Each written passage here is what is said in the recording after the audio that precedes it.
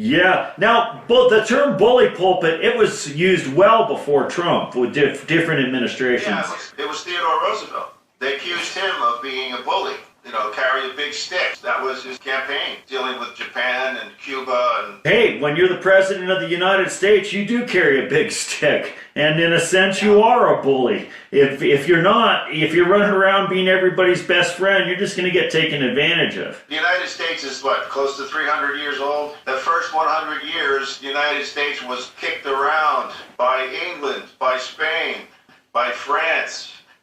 They kicked us around, they invaded us, they used us as slave labor. Okay, they burned down the White House. Used us as slave labor? What do you mean? All right, when the British and the French attacked the United States, you think that those prisoners would just sat around waiting for their lawyers to come by to negotiate it? No, they put them to work, slave labor.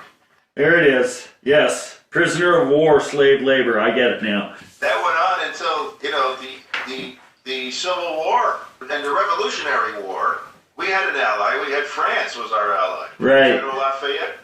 And the Germans were allied with the British.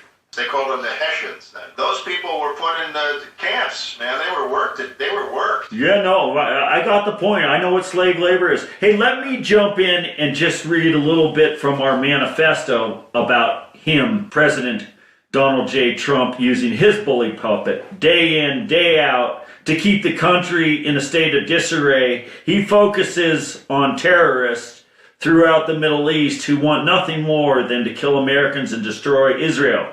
He moved the U.S. Embassy in Israel to Jerusalem. He initiated the stalled North Korea nuclear negotiation. He is negotiating a new trade agreement with China. He got Congress to approve a revised North American free trade agreement.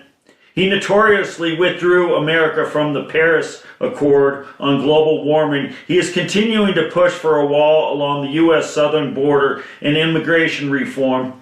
These are all the major controversial issues to consider when we think about how our president handles his job internationally. Then we go into domestic coverage.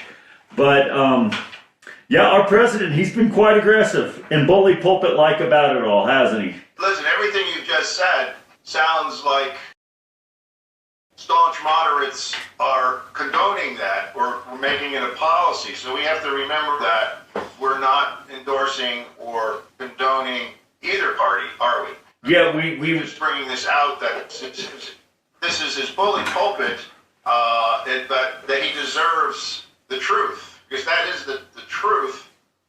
What's not the truth is the other party attacking that and making up ridiculous, non-factual reasons for all the masses to believe, because they have the media on their side. There's no doubt about it. Media is controlled by one political party.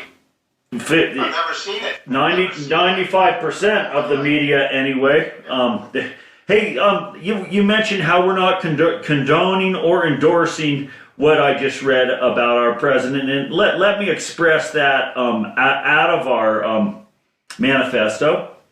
And liberals feel we have an immature, unfit, emotionally unbalanced, hair-triggered, and dangerous president, while conservatives feel we have a strong and bold president who holds to many of his campaign promises, truly acts like a world leader, and commands respect from other countries around the world, whether or not they particularly like him or our country.